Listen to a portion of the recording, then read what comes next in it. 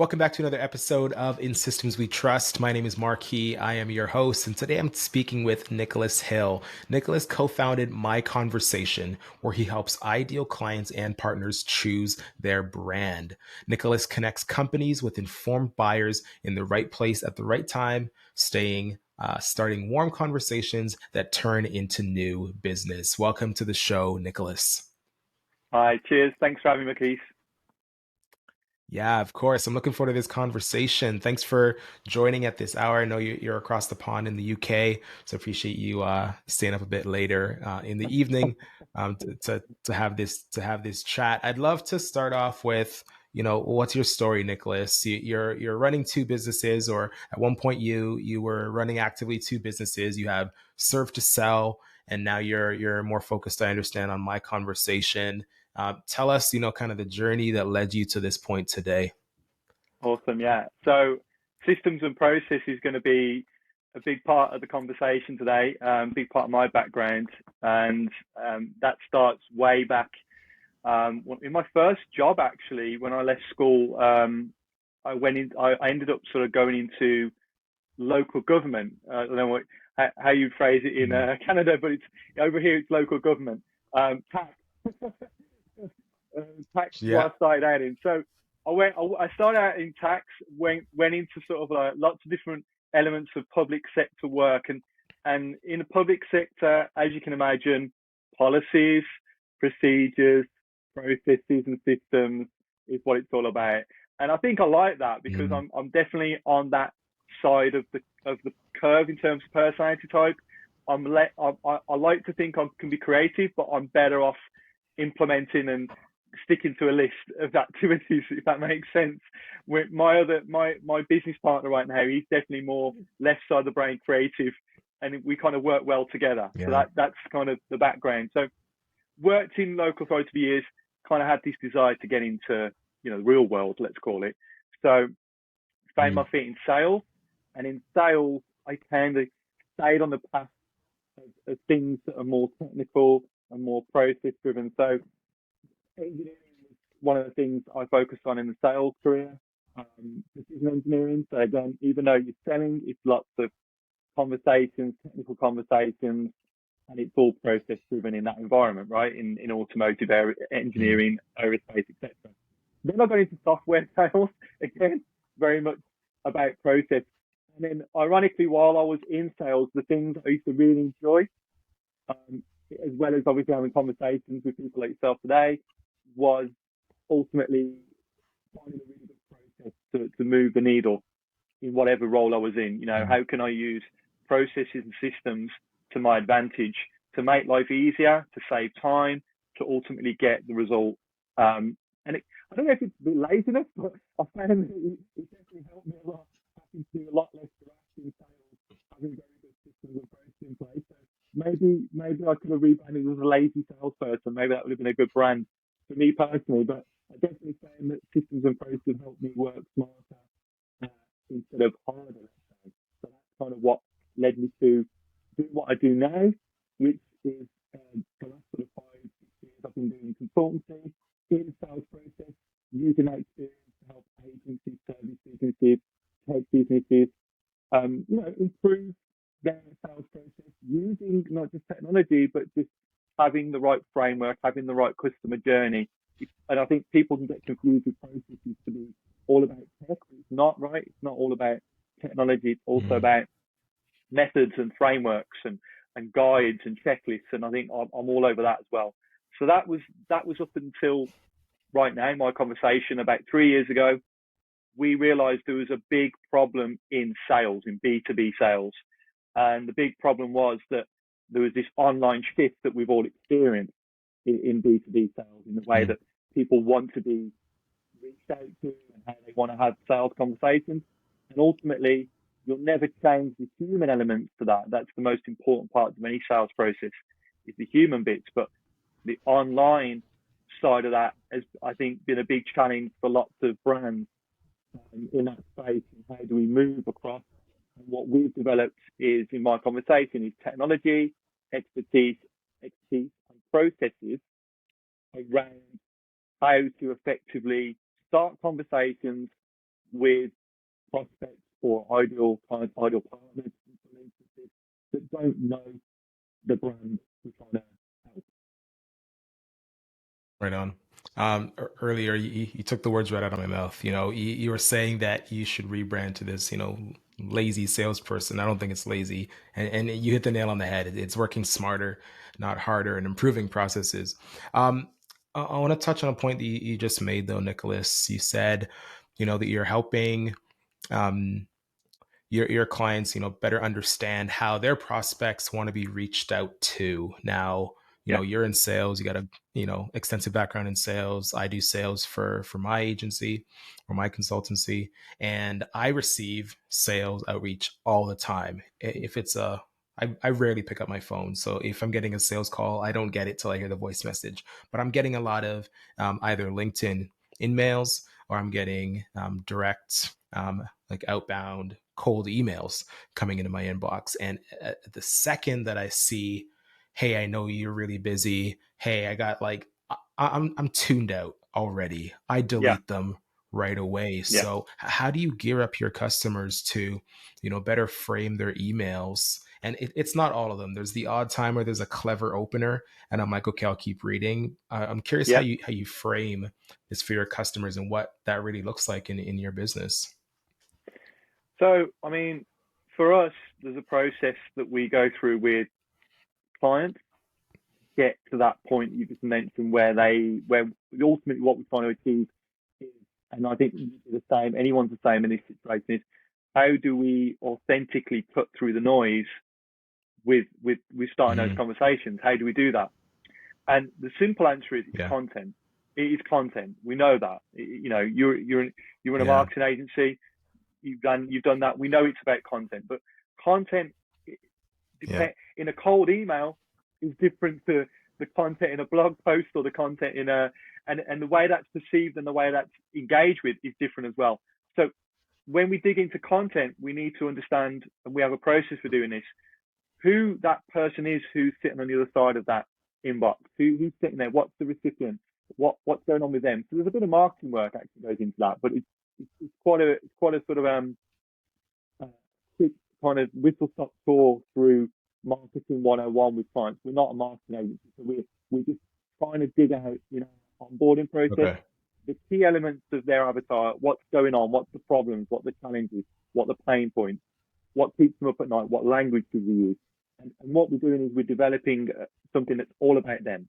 That's the best way to get somebody's attention. You see all this stuff all the time, right? I get these emails every day, like way you do, and I get cold calls and lots of LinkedIn messages, Yep. and that's part of the problem because it's all very similar, and it's how do we cut through all that noise because we're getting sort of saturated with it, aren't we? So content is the key. Yeah. Part of our onboarding process behind that's the first thing we look at. We don't look at technology or data or anything like that. It's avatar focus first of all, and then from there we can do all the tactical stuff.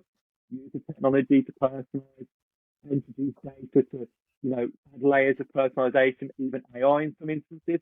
But see what thing that I know that our Mhm. clients, prospects or potential partners that speak to them following our campaign say is it was always a piece of content that was about them or about the topic or something relevant or specific that got the conversation started. And then we're able to use our technology to then understand how that's performing to then do more of the same and optimize that process ongoing.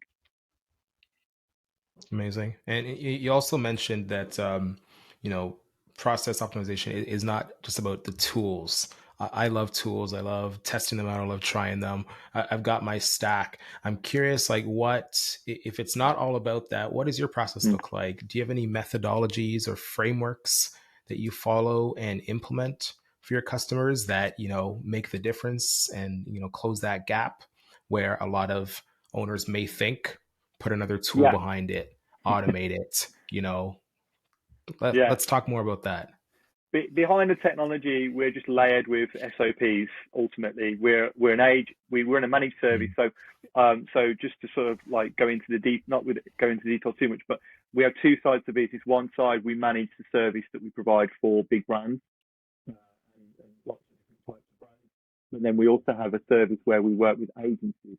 as a a white label solution. So there's two sides to that business, but specifically, they're both laid with SOPs, but especially on the managed service side, as you can imagine, running an agency, you know that that's really important. So, and because we're an efficient subscription model service, and because it's lead gen, right? Mhm. We need to have lots of Yeah.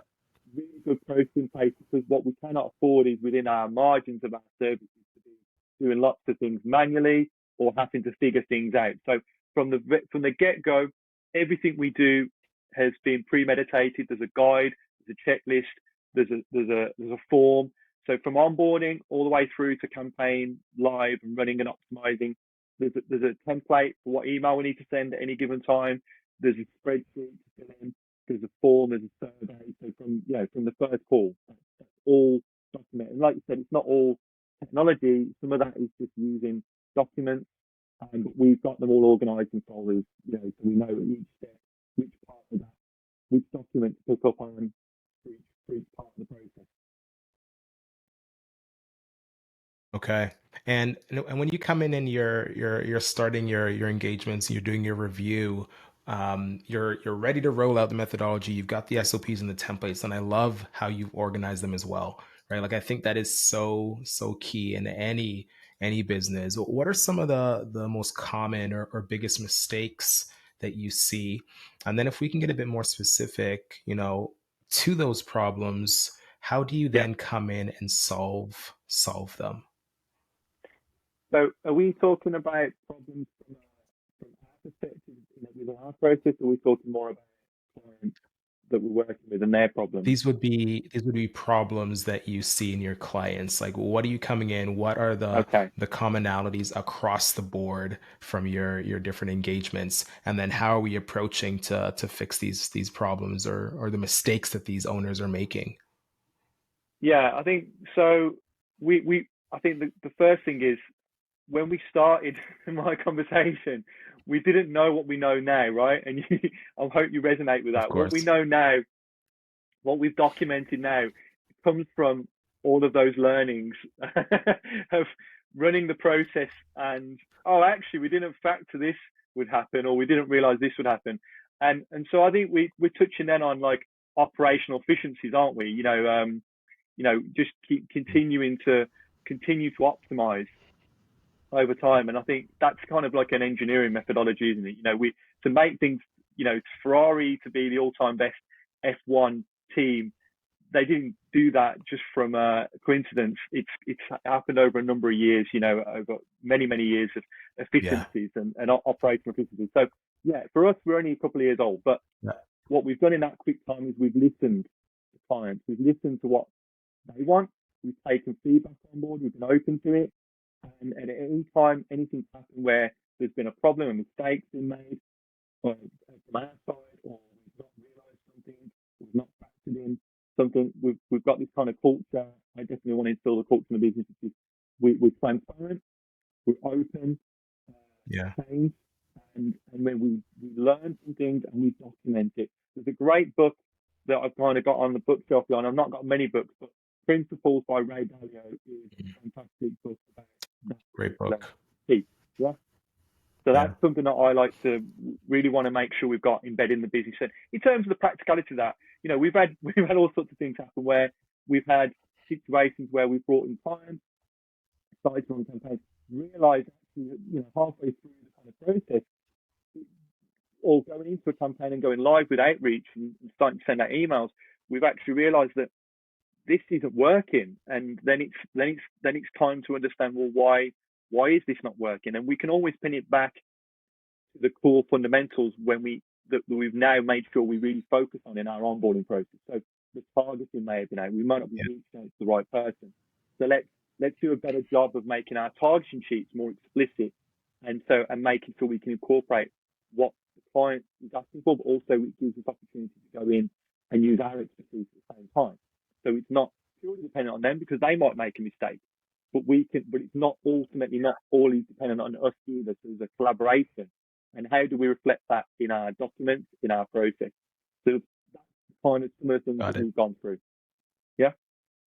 That's That's great. Yeah, I'm going to rephrase the question a little bit because I still want to understand what are those common things that you see in your customers' businesses. So you're coming in, you're doing your audit, your assessment. When it comes to conversations, I mean, you talked about content. Is it that they're, sending too many emails? Are they too Ah, okay. frequent emails? Yeah, Are they, generating content and lead opportunities and, and like PDF lead magnets? And they're not following up on their leads? Like, what are the biggest things that you see that are either holding your customers back, and yeah, they're reaching out to you for that reason, or the biggest opportunities for improvement that you see in your ideal customers' businesses? great. Yeah, no, thanks for that. Yeah, I appreciate what you're asking there. So there's a few things you've already mentioned. Follow up. That's Yeah. really critical. And actually, most of our campaigns, the most effective parts of the sequence are the follow up. It's never normally an initial email that gets the conversation started. It's normally the second, third, fourth. But on the flip side, it's knowing when to stop that sequence, because if that carries on, you're going to really annoy people. So there's a balancing out there between, and Yeah. that's something that our clients don't understand. The only reason we're able to tell them what works is because we've run so many campaigns across so many different industries that we've got all the data to show them. Actually, it's not just my opinion here. The reason this works well, the reason this subject line works well, the reason this particular piece of content will work well in this structure is because we've got data to back it up. So yeah, follow up Right. is something that I think in the sales world, ABM is the big thing right now, isn't it? ABM is, and I'm a big fan of ABM. Taking the time to personalize and humanize the process. The challenge with ABM, especially for smaller brands, is that the follow up becomes a real mountain once you start to get into it. When you're trying to do that properly. So for us, we're not trying to take over the human part, and so it's again educating our clients around that. The fact is that what we're starting is a conversation, and we're really good at starting that, and then from there, it's down to you, and we can help you on that bit. But there's a lack of education, I think, in what starts those conversations in the right way. Then I think the other thing is around perception of content. What like you just mentioned earlier in the around, well, we see so many different types of emails and so many different types of tactics, and some of it finicky and clickbaity, and it's around, okay, some of this stuff's important because some of it we've got the data to show that it actually works, but it's about balancing that out with too much of that. You're going to end up getting that kind of bad reputation, and we've got some big brand clients that we need to maintain reputation for. So I think content Mm. is something that they often don't realize how important that is. And then there's this kind of mistake of actually starting to put too much content into their um, outreach, and that's also, I think, a big mistake, because we also know from data that cold email, it's less is more, and it's about how you package it up, how you use content without overdoing it. Right. Yeah, I know from your website, I think you guys have a stat that says that cold outreach has increased by 79% since the start of 2020.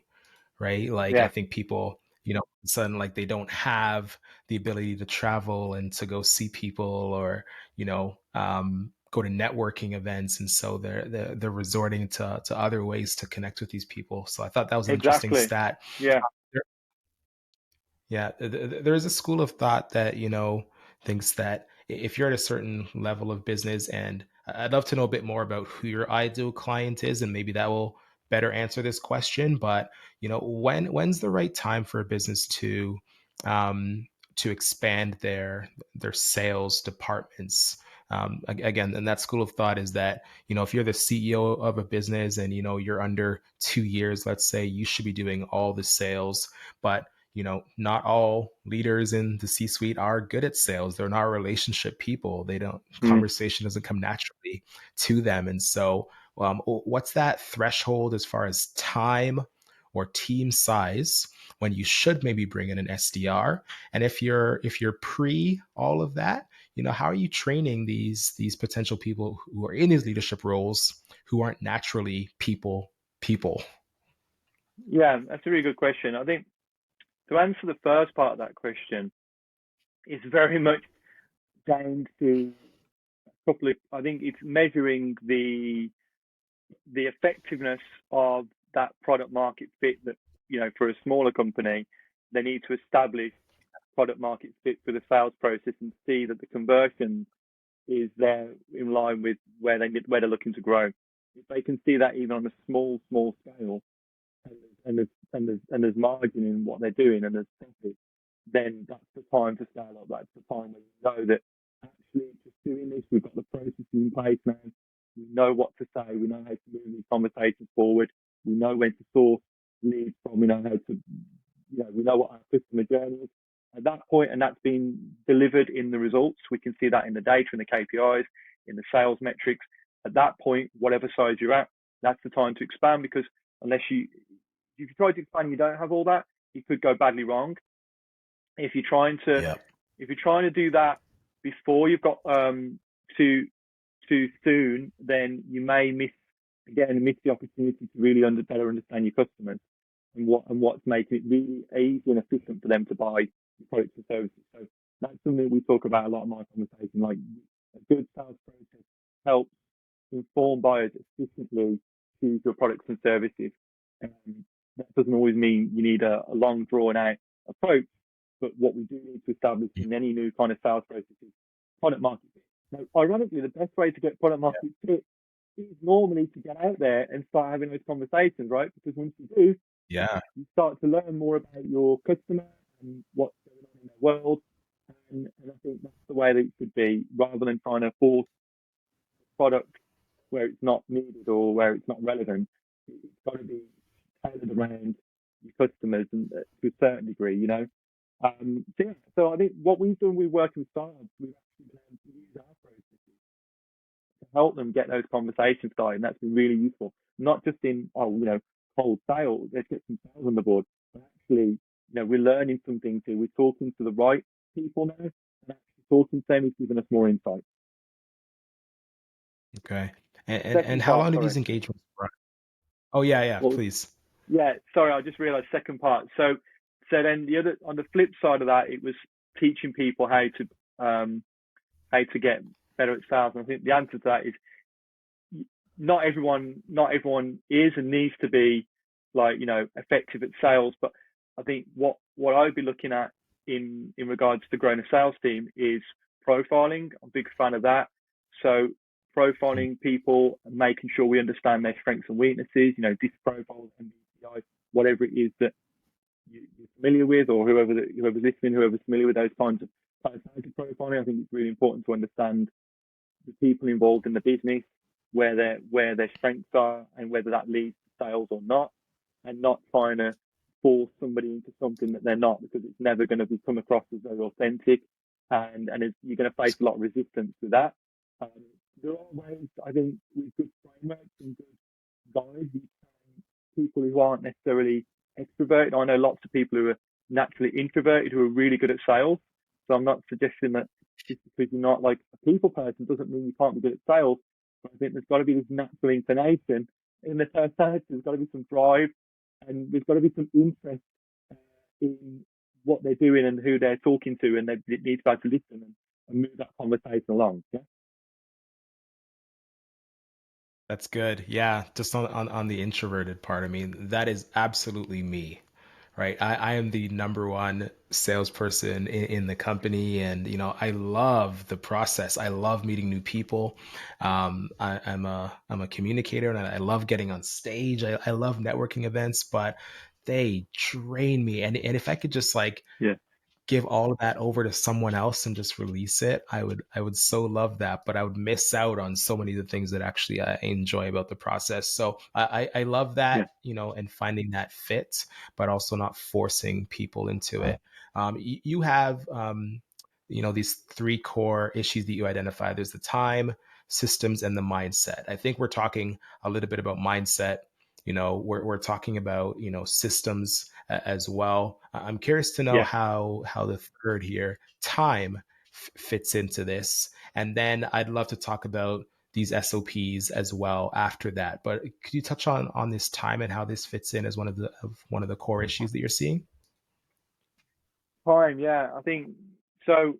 As I mentioned, we have these new kind of this current hype around sort of running ABM style sales campaigns where we there's a lot of Mhm. time being spent researching brands, researching contacts, who we're trying to reach out to, and then looking at the individuals and seeing how can we personalize what we're doing to make it more effective. And I think we have to remember that some of the companies that are talking about this, some of the thought leaders on these subjects, they're in an environment where they're working at enterprise level, let's say. So at an enterprise level, that is the requirement. They're not necessarily, it's not a volumized approach at that point.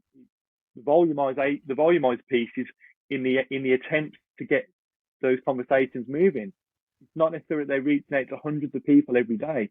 They're focused on very small uh, numbers of potential brands and contacts. So for them, it's all about ABM. It's all about taking the time to personalize, taking the time to do things that you or I might not have the time to do to get those conversations started.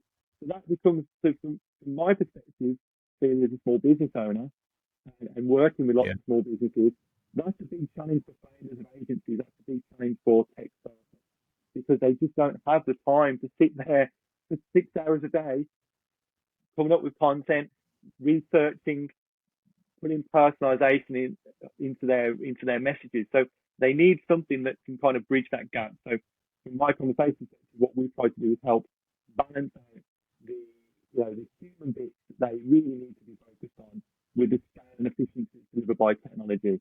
And I think there's a place for those things to play together, or but you need to focus that earlier on in your sales process, not later down the line. I think it doesn't work later down the line. That's where it's getting a bad rep, right? When it's later down the line and people are using automation to try and move sales conversations along where you need a conversation.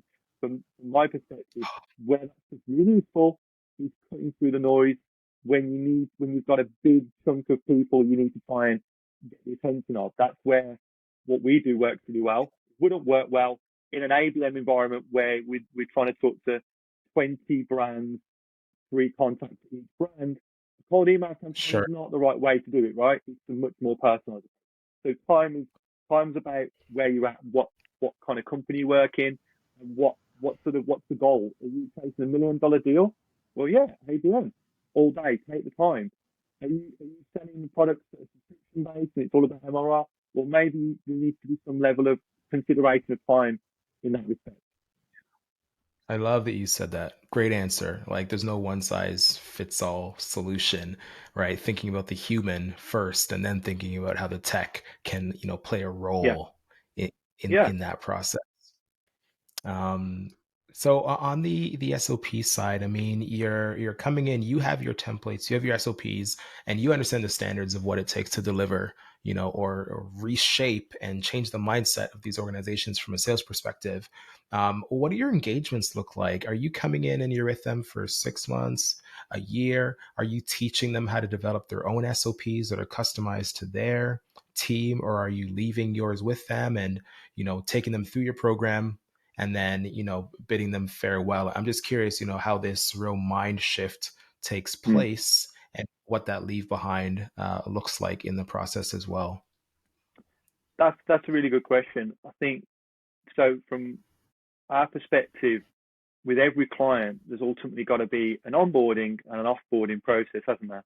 Because as much as Yeah, we'd yeah, love to say that every client we have works for us forever, that's just not the reality. And actually, if we're doing a really good job, especially with startups and high growth scale ups, then at some point there will be an offboarding because we'll have achieved the goal that we set out to achieve for them, which was to get these conversations moving to the point where they can do things themselves. So we're outsourcing some of that, aren't we? So it's not going to be a long term thing.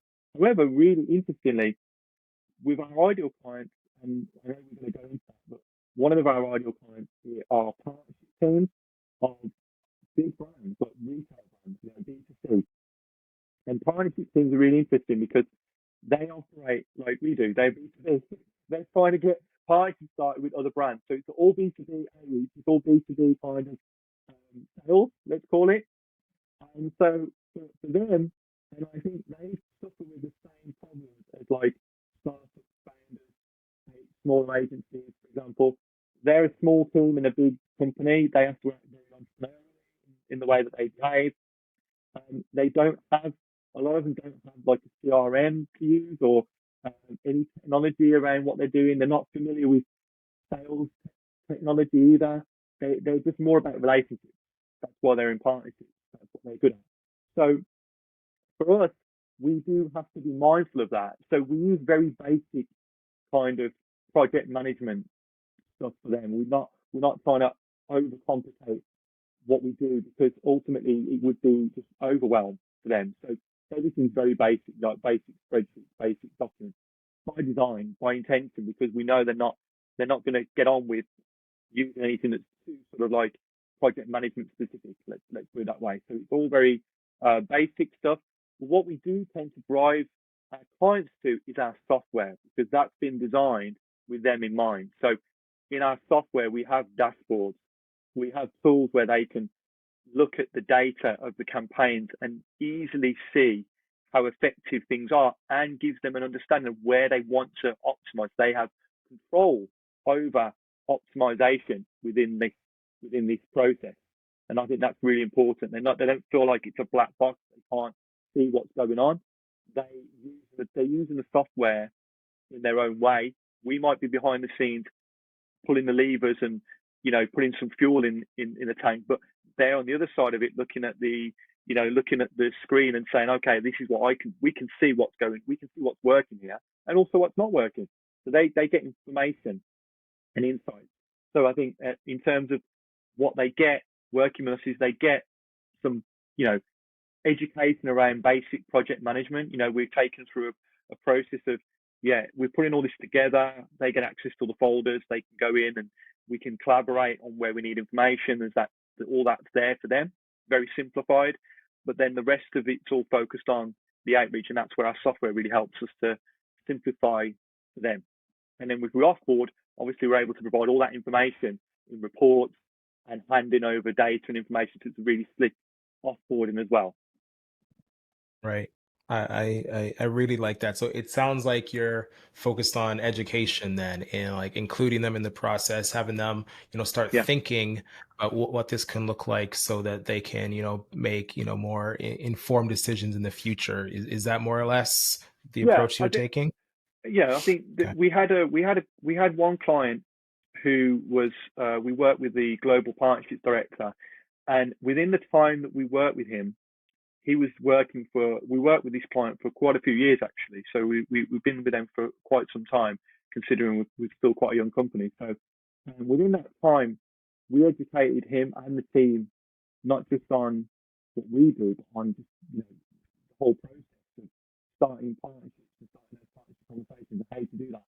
And ironically, he then moved on to Pastures New as a consultant, and now he's out there talking about the stuff that we showed him to start with, and then great for us. Then when the conversations do come up with his clients, we're getting referrals because he's really speaking about the whole topic now. He's become sort of a champion of cold outreach for partnership development and partnership growth. So he's talking about that, and then clearly, you know, he's then bringing us in some more opportunities. So we really educated him from where he was, which was like a partnership.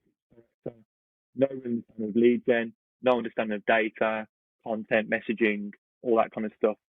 And now he's kind of like an evangelist, and I think that comes from the process. Okay. Very interesting. A lot of this, conversation is making me think about something. I mean, you wrote on your blog, the title here is it 2022, The Death of B2B Marketing. And it goes on to say, in a nutshell, it's time for B2B to think big about how to actually properly engage people online. I think we're talking about that this whole time, the need to put people first in any equation, have those relationships. And I had a guest on my show, and I've been on his show a couple times, the Sales Schema podcast. Yeah, But Dan Englander, he's the host. Are you familiar with Dan? I've heard of the name of the podcast. Definitely, that Yeah. definitely rings a bell. Sales scheme, yeah, Yeah. So Dan Englander, he wrote a book called Relationship Sales at Scale. And like I think that a lot of people are like tuning into this because like we've already identified we're tired of the same old salesy, outreach. And so you titled this blog 2022, The Death of B2B Marketing, where a couple months, away from 2023. Would you say that some of the things that you stated in the blog still, reign true?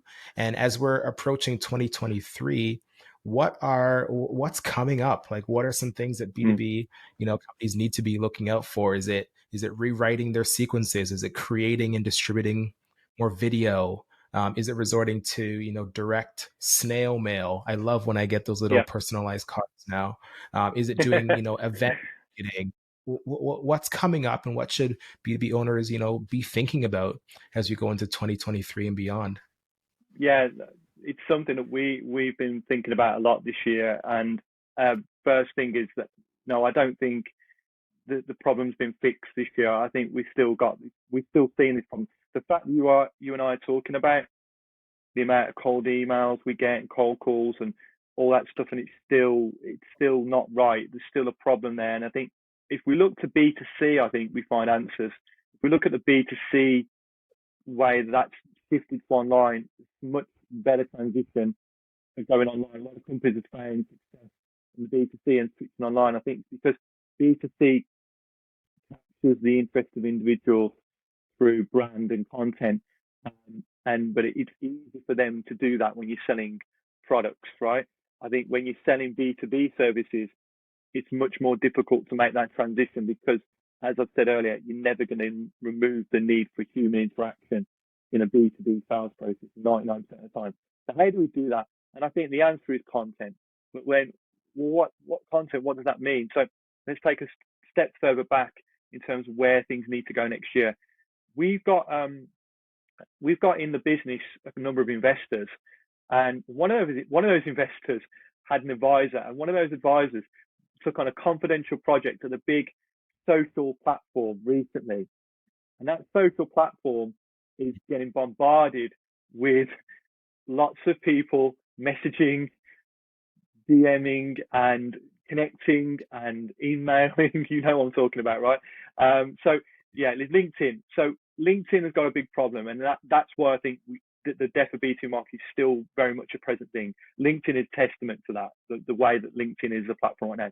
But how did LinkedIn change? Because the people are on the platform to network, to get data. That's what they're on there for, right? They're on there to get data, and they're on there to the platform to a certain degree. But we stand against that because we think it's not the right way to do business and to treat your prospects. So the solution is actually a step further back from content, from what tactics we use. It's actually what we call deep sales, and LinkedIn has started to pick up on this. We were talking about this about 6 months ago. Recently, LinkedIn has started talking about this as well, and you'll find if you look into it, LinkedIn is starting to talk about hashtag deep sales. And what deep sales is basically using the ABM methodology that I've talked about already. What data can we find out about those individuals? Where can we harness enough information to really create that human interaction that we're looking for from an online channel? That's what deep sales is all about. So it is about data and AI and understanding of insights. So we're really looking to tap into that My Conversation because we think that is the future of cold outreach. It's not about whether I email you or send you a video or a gift. It's about me knowing you at a point where I can tailor what I do to get the best response from you, make it really efficient for you to buy. So whether that's through a cold email, whether that's through an ad, it doesn't matter what the activity is. What matters is how we can use the content and understand how you engage with that content. And that's basically deep sales. Now, Nick, this is something that you lead a podcast interview with. I have so many questions about deep sales. This is the first time that I'm hearing this term, and like I have a love-hate relationship with LinkedIn. I mean, I post a lot of content on LinkedIn. I'll answer and respond to comments, but I'm Yeah. rarely like in the communities. I'm not really liking or engaging as much as I should, mostly just due to time. And sometimes I think, are there any real people left on LinkedIn, or is it all just a bunch of Yeah. bots and automations sending out email or in-mail notifications? And so, man, I wish we had more time, but I want to know from your perspective. It sounds like you know where this is going with deep sales, and correct me if I'm wrong, and where my conversation is going is you're trying to gather, is it trends and activity and usage of these individual users, and using AI to deliver the right messages, kind of like what advertising is doing with remarketing and Yeah. cookies. Yeah, Is that exactly. really trying But I to think be the there- user? there's got to be Okay. an ethical, there's got to be an ethical, compliant element to all this, right? And we're very much about being part of the solution, not part of the problem. And the problem would be not good use of data and being misused, data being misused a lot, and then lots of Mhm. tactics and gimmicks being used with people to trying to get responses, which ultimately just creates bad brand reputation and just gets on people's nerves. Right? It's like my 4-year-old who wants an ice cream, and all he does is keep saying, "Have an ice cream, have an ice cream," and eventually he gets what he wants, but he might not get the response he wants, and that's what's happening with B2B right now. So to answer the question, without going into too much detail, we're looking at the technology behind what we would want to deliver through deep sales. What we're going to call that is, and this is press by the way, is we're going to create a category around it's called conversion journey management. That's where we're going to play in the deep sales space. It's a big industry. Sales enablement Mhm. is an $8 billion industry. It's only going to get bigger with all these problems. So conversion journey management means that from the get go, I understand my universe, who my prospects. I'm then able to tap into data in a compliant way to get more insights on them as individuals, what they're interested in, what sort of content they might want to best engage with, what their personality types are. All that information that you or I would need if we have a human conversation, we want to get that in advance, not to trick people or deceive them, but to make our content authentically stand out. Then the technology that we develop will then understand whether that's a cold email campaign, whether it's an ad, LinkedIn ads, or whatever it is we're running. We can see how that's then being affected in terms of conversion. So ultimately, we can see, well, actually, this content, based on this individual, what we knew about them, and the content that we then use, was able to really effectively move towards conversion in a much better way than this particular piece of content for the same individual. So same principles, marketing principles, but on the sales side.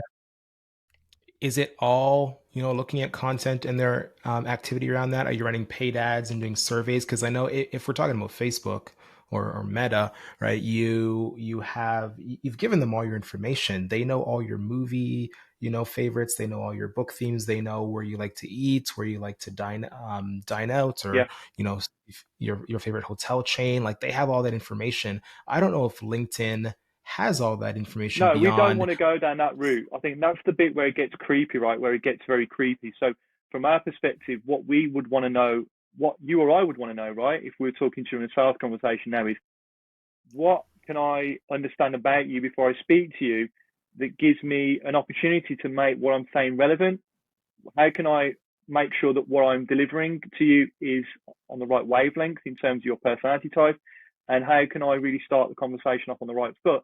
So it's taking some of those ABM principles, right? That research that enterprise level AE might be doing right now is looking at your LinkedIn profile if you're the prospect, and looking at what can I gather about you that's available to make sure that Mhm. what I then send to you, whether that's an email, whether that's some kind of video, whatever it is, or direct mail, what can I do to make sure that that lands, is relevant, specific, and authentically gets your attention? So whether we do that, whether we put that into a cold outreach or an ad campaign, the point of it is knowing all that information is what's going to get us the best conversion, regardless of what channel we deploy it in. So we're less thinking about the channels, we're more thinking about actually giving sales teams and business development teams the insights to be able to effectively optimize their content to create better conversions off the back end. So they could plug this into a cold Man, email campaign or into a LinkedIn advertising campaign, regardless. So obviously we need to be part of that ecosystem. Our technology needs to sit in the ecosystem with HubSpot, with data platforms. With LinkedIn, it basically needs to fit right in the middle of all of that to do what it needs to do. We could have spent the entire podcast talking about just that. I have so many questions, but you definitely, I'd love to hear about, where that goes. We do got to wrap it up though. Yeah, But on the tail end of this conversation, we're talking deep sales and conversion journey management. What are some ethical ways or, ethical tools, and ways that we can use them, in these platforms so that we can start having better conversations, and yeah, building better relationships right now? yeah. So some of the tools that I would promote to anyone who's just looking to do some of this stuff, but wants to do it in an efficient way within their role. Lavender. Lavender is a Mm. great free. It's free to use. It's a Chrome plugin. It doesn't interfere with LinkedIn. It's not one of those kind of tools at all. It's actually helping salespeople get better at their cold outreach by looking at everything they're doing. So if you write out a cold email right now on Gmail or Outlook, and as you're writing that out, Lavender is sat there and it's actually looking at what you're about to send, and based on all of the data it has, billions of emails that it's watching every day, and AI, it's able to tell you, actually, you should probably change this or you should simplify that. So going back to what we talked about at the start of the call, so it is a really great tool. I use it, you know. So I think it's brilliant. That's the kind of technology we're tapping into in these conversations. But Lavender, I'd say, for cold email type stuff, that's brilliant. And you can use it for LinkedIn as well. Perfect. Okay. And yeah, like as you're saying lavender, I've never heard of that one, but I've heard of tools like that where even you can Yeah, like gather information, but it's all just like, you know, it's best guesses or like boilerplate information based on yeah. industry and trend. So, interested to check out lavender. Um, as we're closing things out here, where can people, get in touch with you if they want to find out more? Are you sharing any of this content anywhere online? What's your preferred channel for people to reach out to you? Yeah, I think I'm on LinkedIn. Ironically, we talked about that a lot. I do still like LinkedIn as a platform. I'm on there, hang out on there. I do post occasionally as well on the themes that we talked about today, and I'm going to be doing a lot more of that as we move more into the category I just mentioned. It's deep sales, conversion journey management. This is something that's going to be more and more present. So yeah, LinkedIn for sure is a good place to catch me from a business perspective. Yeah, or obviously if anyone wants to talk to me, I'm always hanging out on email as well. Beautiful. Well, Nicholas, thanks for being on the show. We have Nicholas Hill, myconversation.ai. Really do appreciate your time today and you sharing all this info with me and the audience. Thanks so much. Cheers. Thanks for having me.